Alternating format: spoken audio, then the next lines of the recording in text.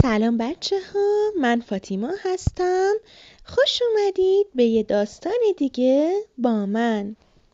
داستان افسانه‌ای امروز اسمش هست آخرین فانوس کهکشانی.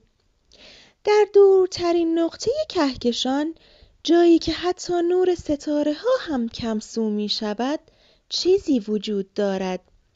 نامش فانوس اورون است.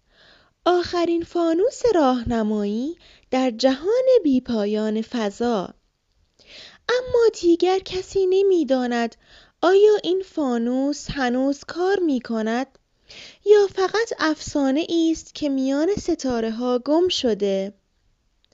سال 3240 میلادی سفینه‌ای به نام لاریسا در مأموریتی معمولی به اعماق فضا فرستاده می شود، اما ناگهان ناپدید می شود.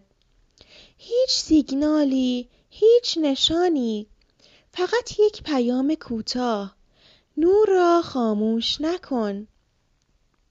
فرماندهی کل نیروهای فضایی کاپیتان مایالین را احضار می کند. مأموریتی جدید آغاز شده. او باید به سمت فانوس اورون برود، جایی که آخرین سیگنال لاریسا از آنجا دریافت شده. سفینه مایا با نام اورا 78 وارد کمربندی از تاریکی می شود. هیچ چیز کار نمی کند. زمان کند شده. دستگاه ها نویز می فرستند و هر چند دقیقه صدایی تکرار می شود: نور را خاموش نکن، خاموش نکن. خدمه دچار ترس می شوند.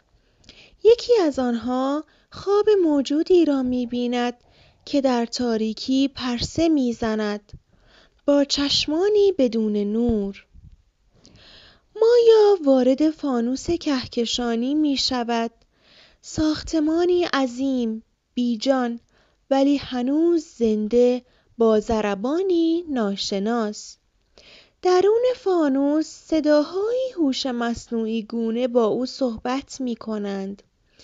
او خود را لوکسیس معرفی می کند. من نگهبان نورم. این فانوس آخرین دفاع در برابر تاریکی است. مایا می پرسد: چه تاریکی؟ لوکسیس پاسخ می دهد: آنچه که در آغاز زمان از نور نفرت داشت، اکنون بازگشته. موجودی ناشناس شبیه به سایه به فانوس نفوذ می کند. ذهن خدمه را تسخیر می کند. هر کس که می ترسد ضعیف می شود و ناپدید. مایا در یک خواب عمیق فرو می رود. در خواب با خلبان گم شده لاریسا روبرو می شود. فقط نور واقعی میتونه تاریکی رو نابود کنه، اما باید قلبت روشن باشه، نه فانوس. مایا بیدار می شود. تنهاست، ولی هنوز فانوس می درخشد. مایا تصمیم می گیرد باید فانوس را دوباره فعال کند، اما برای این کار باید انرژی جان خودش را فدا کند. در لحظه آخر صدای لوکسیس پخش می شود: آیا حاضری برای نجات جهان خودت را خاموش کنی؟ مایا می گوید: فقط وقتی نوری نیست، تاریکی پیروز می شود. با فشردن دکمه نهایی، نور عظیمی از فانوس فوران می کند. تاریکی ناپدید می شود و جهان دوباره روشن می گردد. صدایی آرام از درون فانوس شنیده می شود: لوکسیس، او رفت اما فانوس روشن ماند.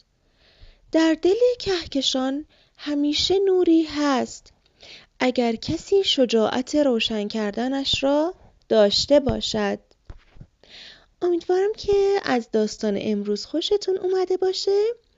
نظرتون رو حتما برام کامنت کنید.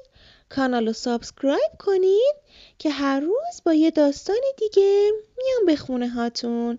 دوستتون دارم.